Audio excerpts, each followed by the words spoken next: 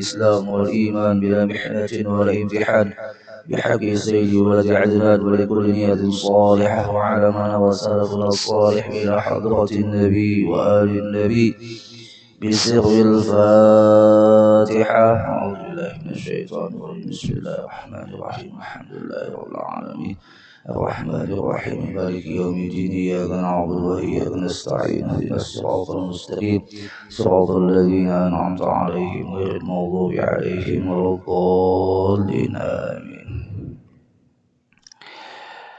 السلام عليكم ورحمة الله وبركاته. الحمد لله على إحسانه والشكر له على توفيقه وامتنانه. أشهد أن لا إله إلا الله وحده لا شريك له تعظيما لشأنه، وأشهد أن سيدنا ونبينا محمدا عبده ورسوله أرسله بالهدى ودين الحق ليظهره على الدين كله. اللهم صل وسلم وبارك على سيدنا محمد الداعي إلى رضوانه وعلى آله وأصحابه ومن تبعهم بإحسان إلى يوم اللقاء ربه. أما بعد، سبحانك لا علم لنا إلا ما علمتنا إنك أنت العليم الحكيم. لا حول ولا قوة إلا بالله العلي العظيم. نوينا التعلم والتعليم والتذكر والتذكير والنفع والانتفاع والإفادة والاستفادة والحث على التمسك بكتاب الله وسنة رسول الله صلى الله عليه وسلم والدعاء إلى الهدى والدلالة على الخير ابتغاء وجه الله ومرضاته وقربه وثوابه. وقال المصنف رحمه الله تعالى ونفعنا بعلومه في الدارين آمين. من جهل المريد أن يسيء الأدب فتؤخر العقوبة عنه فيقول لو كان هذا سوء أدب لقطع الإمداد وأوجب الإبعاد فقد يقطع المدد من حيث لا يشعر ولو لم يكن إلا منع المزيد.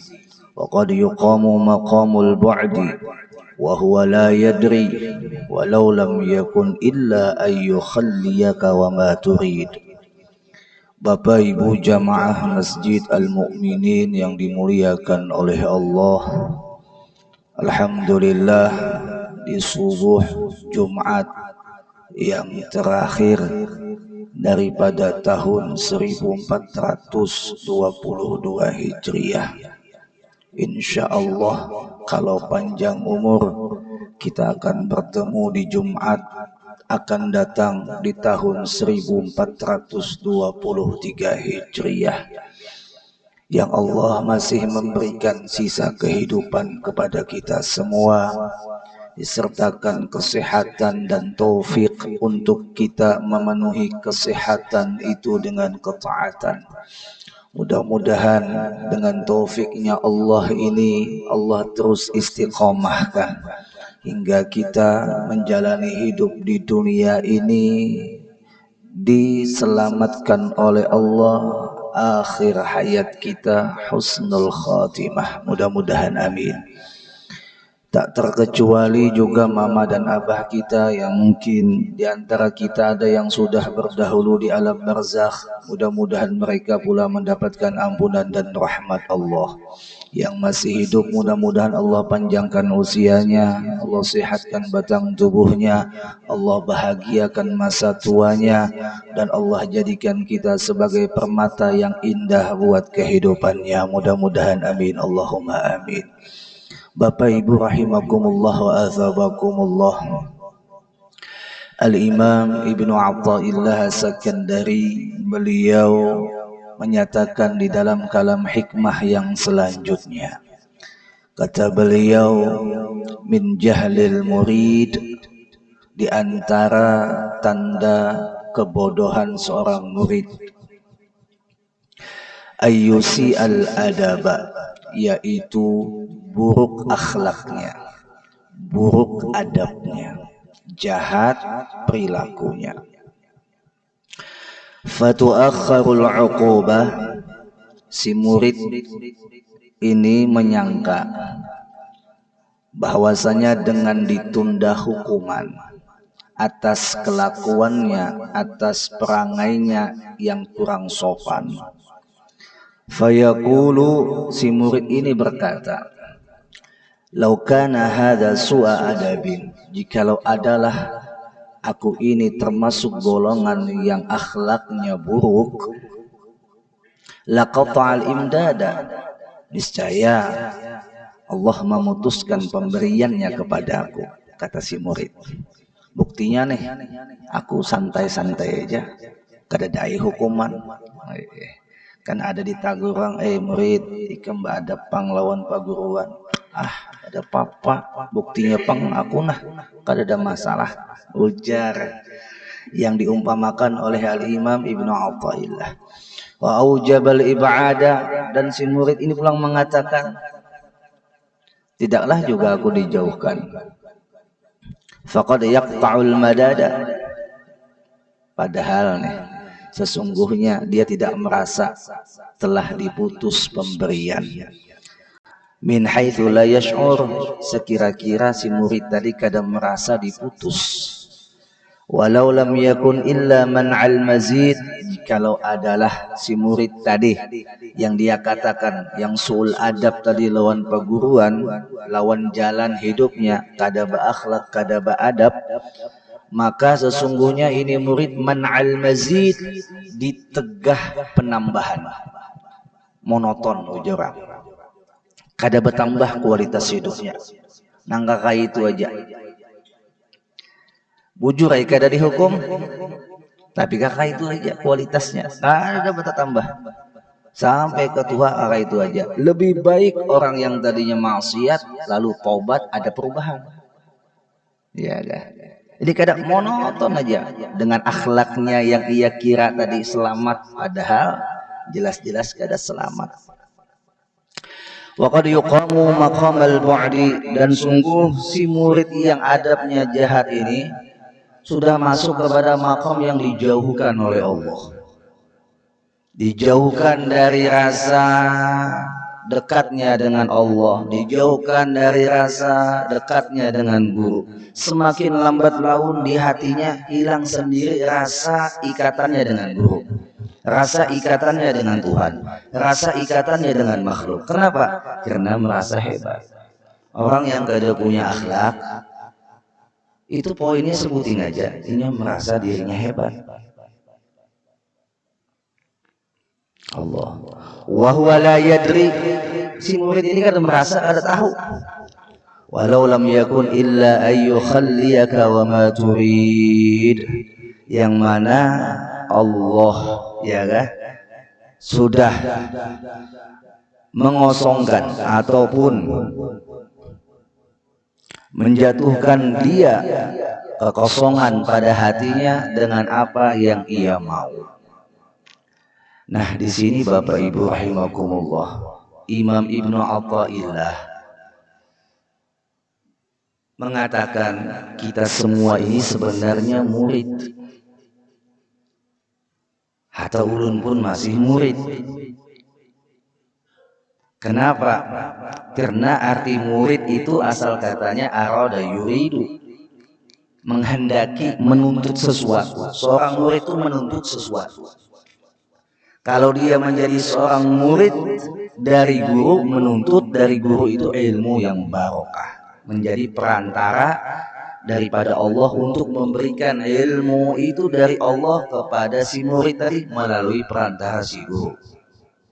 Ada keinginan. Nah, murid dalam bahasa tasawuf adalah orang yang salik, yang menginginkan jalannya menuju Allah itu sampai, disebut dengan murid. Bahasa Arab itu ada murid, ada tilmid, ada talib. Ya kan? Talib penuntut, tilmid juga penuntut, tapi disebut murid dalam bahasa Indonesianya. Sedangkan murid itu di atas dari talib, di atas dari tilmid. Kita kadang mengatakan ini murid kelas 1, ini murid kelas 2. Kalau sudah naik ke jenjang perkuliahan, naik ke SMP, SMA siswa, ya kan? Naik ke jenjang perkuliahan mahasiswa, ya kan? Nah, sedangkan bahasa Arab dari tilmid naik ke talib, dari talib naik ke murid, dan ditarik murid itu ke bahasa Indonesia yang dibawahkan statusnya. Padahal murid itu statusnya paling tinggi kalau menurut makna bahasa Arab. Lalu kalau sudah orang yang disebut murid ini menuntut untuk sampai kepada Allah, dia tidak memperlakukan dirinya dengan cara etika atau akhlak yang baik. Tidak beretika, tidak berakhlak, maka si murid ini tercabut, terputus daripada jalannya. Akhlak, adab, setidaknya 3 hal yang harus kita penuhi. Akhlak kepada Allah, itu yang pertama. Yang kedua, akhlak kepada makhluk Allah yang dispesialkan. Yang ketiga, akhlak kepada makhluk yang sifatnya umum. Masih Allah, apa saja selain Allah disebut makhluk. Ya kan? Tapi makhluk ini terbagi 2, ada makhluk yang dispesialkan, ada makhluk yang secara umum. Nah, ketika kita mendudukkan diri sebagai murid yang berjalan menuju Allah, maka adab kita kepada Allah itu harus kita lihat kepada diri kita. Sudahkah kita penuhi adab itu? Di dalam Al-Quran disebutkan, a'udzubillahi minasyaitonir rajim, wa idza an'amna 'alal insan a'rada wa na'a bi janibih wa idza massahu syarr kana ya'usa. Tanda orang itu kada berakhlak lawan Tuhan, kada berakhlak lawan Allah. Ujar Allah, apabila kami berikan kenikmatan,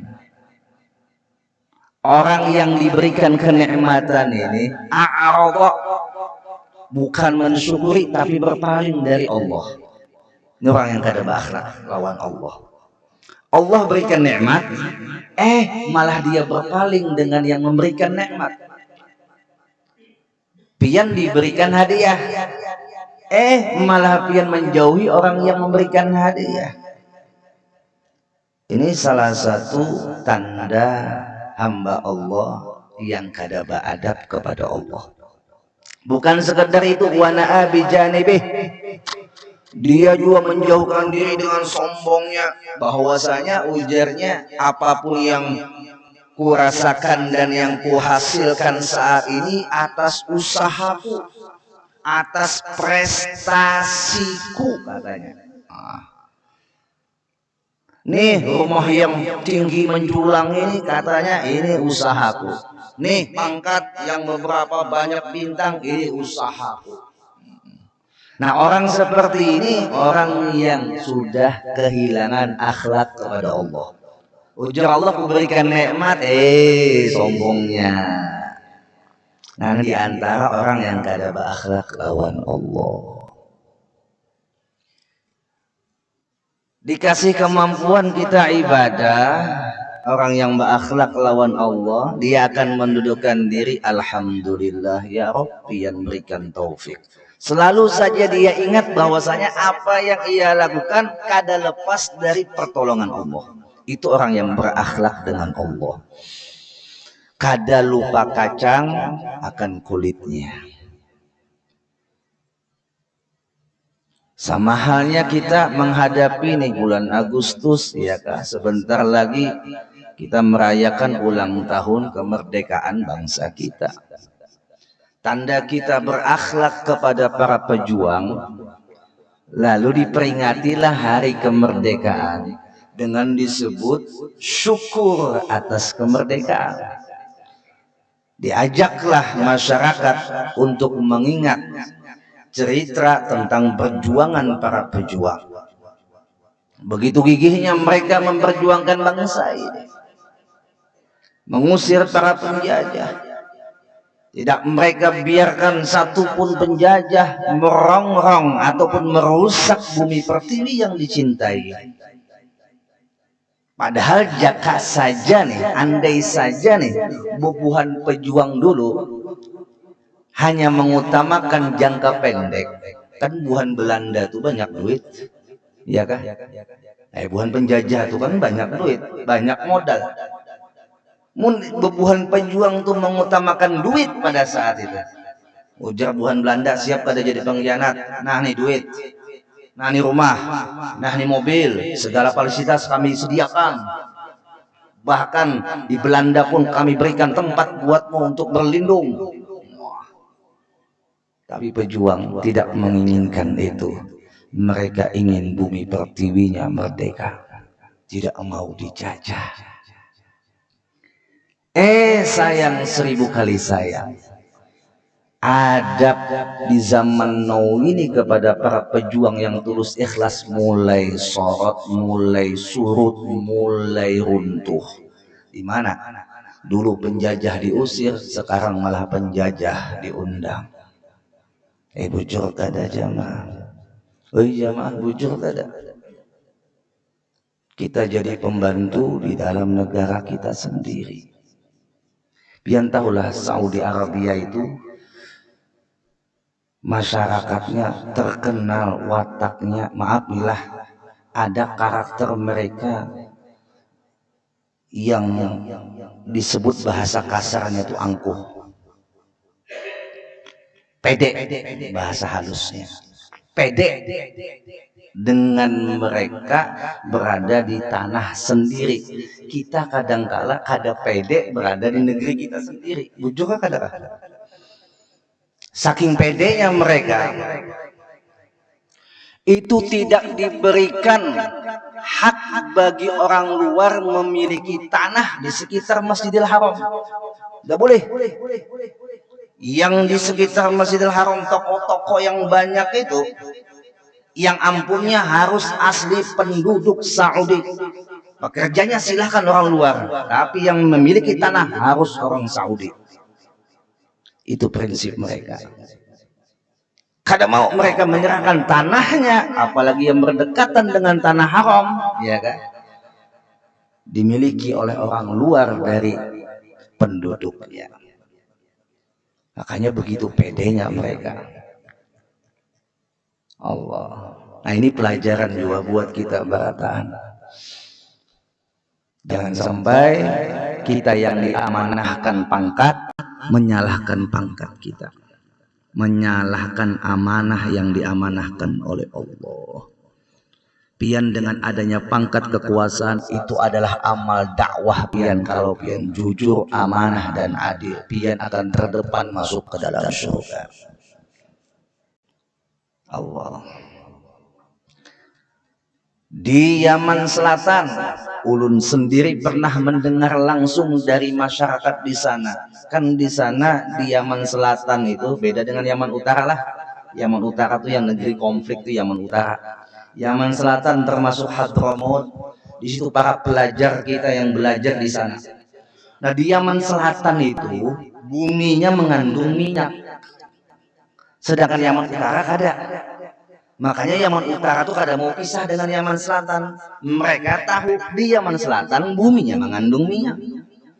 Nah pada satu ketika ulun nih lawan ada Ustadz Hilman namanya, orang Matapura, ziarah kami, pinjam sepeda motor keliling daerah Tarim isi minyak.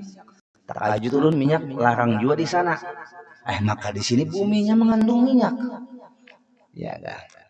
Ulun tanya lawan Ustadz Hilman senior tadi jauh di atas ulun sini belajar di Hadramaut. Coba Bang Ustadz Hilman takuni kenapa jadi minyak larang, padahal di sini bumi yang penuh dengan minyak, kualitasnya pun udah ngarhaber tinggi, oktannya kayak Kuwait sudah oktan minyaknya tuh. Ditanya oleh Ustadz Hilman kepada tukang pom bensin tadi, dijawab oleh tukang pom bensin, selagi kami masih bisa beli, tidak kami jual apa yang ada di bumi kami. Ini buat anak cucu kami. Selagi kami bisa beli, kami beli. Buat apa kami jual punya kami? Subhanallah. Ini orang yang mikir jangka panjang. Tapi ya tadi, ayo maknai kemerdekaan nih bujur-bujur. Bebaskan hutang, merdeka. Bujur ada kan? Jemaah. Buat apa pian isi mobil harap mobilnya hutang juga? Bujur ada. Menyupa nih. Buat apa kita punya segala fasilitas mewah di negara kita, hutang juga supan kita. Jemaah. Jadi buku jak di sini kayak merdeka. Allah. Nah, akhlak kita kepada para pejuang, hargai perjuangan mereka. Jangan sampai kita salah menempatkan rasa syukur kita dengan melupakan jasa mereka. Nah, setelah itu lagi akhlak kepada orang-orang yang dispesialkan Allah. Di antaranya adalah para rasulnya, para malaikatnya, para nabinya, sampai para sahabat rasul. Terus kepada orang-orang yang didudukkan oleh Allah sebagai hamba yang spesial. Di antaranya adalah guru kita, orang tua kita. Guru kita adalah orang tua rohani, ya kan? Sedangkan orang tua kita, mama dan abah, adalah orang tua jasmani. Akhlak kita kepada guru dan akhlak kita kepada kedua orang tua itu wajib kita penuhi kalau hendak mendapatkan barokah. Pepatah mengatakan begini, laisal jamal bi athwabin tuzayyinuha, bukanlah keelokan itu dengan memakai pakaian-pakaian yang indah, bukan. Innal jamala, sesungguhnya keelokan itu, jamalul ilmi wal adab, adalah eloknya ilmu dan adab. Ilmu dan adab. Orang yang punya adab sudah masuk ke kategori orang yang berilmu. Orang yang berilmu banyak juga yang kada punya adab. Lalu orang yang bujur-bujur berilmu pasti punya adab. Itu bahasanya. Kalau adab tanpa ilmu mustahil. Mustahil. Di mana mustahilnya? Contoh. Ada seorang yang abid, dia punya adab kepada seluruh makhluk apapun. Suatu saat dia ibadah, tiba-tiba kejajak atau keinjak, kecoak, lipas, ya, keinjak, mati. Tuntung salam, ada rasa iba, lalu beradab nih biasanya. Diambilnya itu kecoak, dimasukkannya dalam kantong sembahyang pulangnya. Kira-kira sahlah sembahyang yang bawa bangkai? Jemaah. Ada najis yang dima'fu pada baju tapi tidak dima'fu pada banyu. Ada yang najis dima'fu pada banyu tapi tidak dima'fu pada baju. Apakah itu? Najis yang dima'fu pada baju adalah darah yang apabila jerawat pecah misalnya, ya kena baju itu dima'fu. Ya kan? Tapi tidak dima'fu pada baju adalah bangkai. Termasuk bangkai semut. Nah, sebaliknya bangkai semut, bangkai lipas yang kada mengalir darahnya itu jatuh ke dalam banyu yang kurang 2 kulah, najis jadi ma'fu. Kada dihukumkan banyu mutanajis. Nah, lalu kalau orang tadi mendudukan adab, ujarnya kesianlah kecoa terjajak. Kasihan. Lalu rasa kasihan ada dimasukkannya kecoa dalam baju sembahyang. Sembahyangnya kada sah. Kenapa? Bajunya mengandung najis dan kada sah sembahyangnya. Jadi mustahil orang beradab itu tanpa ada ilmu. Orang yang bujur beradab ada ilmu tuntunan. Dan tidak semua kertas itu kawa dihormati. Tidak semua kertas kawa dihormati. Lalu dengan adanya rasa adab semua kertas dia cium. Dia tahu kertas yang dicium dihormati, kertas yang di dalamnya ada tulisan Al-Quran, ada tulisan hadis, ada tulisan kalamullah, Allah, asma Nabi. Jadi adab dituntun oleh ilmu. Kita melihat guru-guru kita subhanallah adabnya. Kayak Abah Haji. Ya kah? Abah Guru Zuhdi yang kita ketahui. Beliau adabnya. Walaupun secara hukum fikih belum berdiri. Yang namanya kita basalaman ada istilah batas inhina namanya Bapak Ibu. Inhina. Artinya ketika kita menundukkan badan kita jangan sampai masuk kepada hat ruku. Ini hat rukuan. Nah, seperti orang Jepang. Ya kan? Seperti orang Jepang, maka dia mendudukkan adabnya tidak pas dengan ilmu. Lalu Abah Haji itu kan kayak Pak, Abah Haji sini mendudukkan awak kayak ini. Ya, kada kayak ini. Nah, itu lihat orang tahu ilmu. Walaupun sini mendudukkan awak tapi duduknya kayak ini. Kada kayak ini. Itu ketahuan adab yang benar. Ya, ada orang dua hendak menuruti kayak sini mau bungkuk. Ini menurut hukumnya makruh. Bahkan menurut Imam Syafi'i kalau sudah lebih pada hat ruku hukumnya haram. Itu namanya adab didudukan dengan ilmu. Subhanallah Abah Haji itu lihat. Adab sini sesuai dengan ilmu. Allah. Kita hendak dia menurut ini. Luput sekali. Allah. Nah, jadi ilmu dan adab ini menjadi kesatuan. Waktu puasa, ya kan? Yang namanya mengganggu suasana orang di samping dengan baunya mulut, itu kan tidak sopan. Ya kan? Tidak sopan nih. Dengan mulut kita yang bau, kita berpander kawan digalan untuk hidung. Lalu ujarnya yang beradab tapi kada berilmu. Langsung aja mengambil apa namanya tuh? Listerin kah? Yang pembersih mulut apa namanya? Nah, itulah yang menghilangkan bau mulut. Ya kan? Maka dikiranya dengan membuang bau mulut tadi dia mendapatkan keutamaan adab. Tidak. Bau mulut orang puasa makruh dihilangkan. Makanya adab kada mungkin tanpa ada ilmu. Adab yang bujur-bujur selamat. Nah, lalu kepada orang yang spesial diantaranya orang tua kita, guru kita. Coba kita lihat. Jika kita bahagia, jika kita sukses, mereka tidak pernah menuntut untuk minta sedikit pun kebahagiaan dan kesuksesan yang kita dapat. Namun sebaliknya, ketika kita terluka, ketika kita menderita, dia ikut ambil bagian menjadi orang untuk pelipur lara ketika kita duka. Mama, abah, guru kita. Merekalah pahlawan tanpa tanda jasa. Kita melihat, ya Allah, banyak para guru kita yang sudah wafat. Yang dalam beberapa hari ini kita melihat sendiri dan mendengar. Di antaranya ya guru kita yang kita cintai,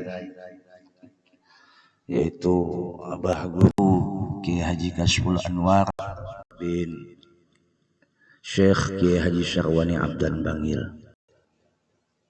seorang ulama yang sangat tawadhu, Ulun menyaksikan sendiri sangat tawadhu. Beliau itu lulusan kuliahan S1 kalau nggak salah, S1 S2. Tapi sidin tutupi titel sidin. Selain itu, bukan sekedar ilmu pondok, ilmu kemahasiswaan, ilmu perkuliahan beliau kuasai. Tapi tawadhu orangnya. Hanya orang yang kenal dengan sidin, yang pernah duduk mengaji lawan sidin, tahu ilmu sidin. Kita tuh banyak salah adab lawan paguruan begini, mengukur ilmu paguruan dengan ranting pohon yang kita punya, kada sampai nangai. Ini kedalaman lautan, laksana kedalaman lautan ilmunya seorang guru. Nah kita itu mengukurnya dengan ranting ilmu yang kita punya, ranting pohon yang kita punya itu, ranting pohon ilmu. Kita ukur, kada sampai kedalamannya, sudah berani kita mengukur ilmu sidin. Jujur kada? Itu suul adab dengan perguruan. Suul adab. Mungkai ulun guru, masih murid, guru kita yang tua-tua tuh, masya Allah. Kita sama-sama belajar dengan beliau. Di antara adab kepada guru disebutkan oleh Al-Imam Al-Ghazali, adabul muta'allim ma'al alim. Adabnya seorang penuntut ilmu dengan yang melajari ilmu adalah di antara yabda'uhu bisalam, memulai ketika bertemu ucap salam. Ini kebanyakannya guru yang memulai assalamualaikum. Kita yang sebagai murid apabila melihat guru ucap assalamualaikum.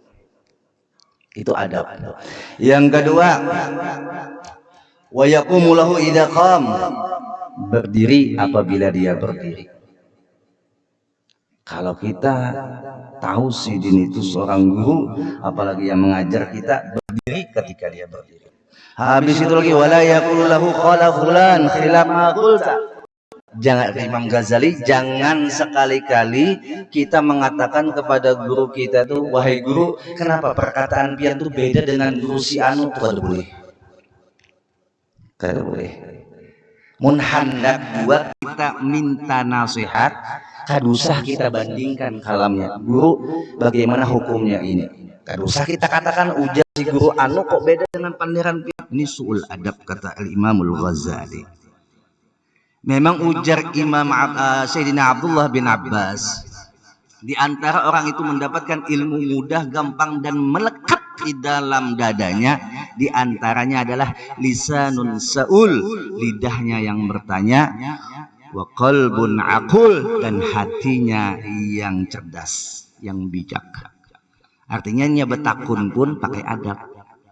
Dia tahu kondisi gurunya, kawa ditakunikah, waktunya paskah, iya kah? Itu termasuk mendudukkan adab pada tempatnya.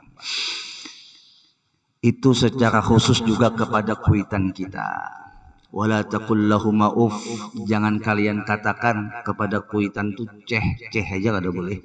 Berapa banyak lidah kita bukan sekedar mengata ceh, bahkan tersumpahi pulang ke kuitan. Kita rasakan tuh dosa kita. Mun masih hidup minta ampun, mun sudah wafat kayak Pak kirim itu doa, apalagi malam Jumat, tolong bagi pian yang kuitannya khusus sudah meninggal, malam Jumat itu spesialkan pian, berikan buat kuitan pian di alam barzah. Mati DP, mati yang lainnya, khusus antara maghrib isya buat kuitan pian seminggu sekali barang. Kenapa? Mereka mulai kita diparut sampai lahir, sampai kita sukses, kada pernah mereka menunda sedikit pun untuk membahagiakan kita. Selalu berupaya setiap saat bagaimana anaknya bahagia. Kita hanya seminggu sekali aja kada kawalah. Jamaah, seminggu sekali aja. Malam Jumat nih, subuh Jumat ya, alhamdulillah. Kenapa orang tua kita itu di dalam kitab ya'tuna ila buyutihim, mereka datang ke rumah mereka, ke rumah anak-anaknya itu malam Jumat. Mereka mengata dan memanggil, ya waladi ya ibnati yarhamuni yarhamukumullah, wahai anak laki-lakiku, wahai anak perempuanku, kasihani kami, kasihani aku, semoga Allah mengasihani kalian. Lalu sahabat bertanya kepada Rasulullah, ya Rasulullah, ma makna irhamuni yarhamukumullah? Apa maksud gerangan irhamuni yarhamukumullah? Dijawab oleh Rasulullah, irhamuni bimakna qiraatul Quran wa qiraatul dzikir wa qiraatul du'a, yaitu membacakan Al-Quran, membacakan zikir, dikirimkan pahalanya kepada mereka. Ada yang kada yakin, mana mungkin pahala itu bisa sampai kepada si mayit, kan sudah mati. Maka jawabannya sebuting aja, munsidin mati jangan disembahyangi. Kenapa? Sembahyang jenazah itu mendoakan si mayit. Ada sembahyang jenazah sujud dada kalau habis itu pulang di dalam sembahyang jenazah, Allahumma ghfir lahu warhamhu, mendoakan. Munnya kita percaya doa itu sampai kepada si mayit, kenapa kita melakukan sholat jenazah yang arti sholat jenazah itu mendoakan si mayit, menandakan pahala itu sampai kepada si mayit.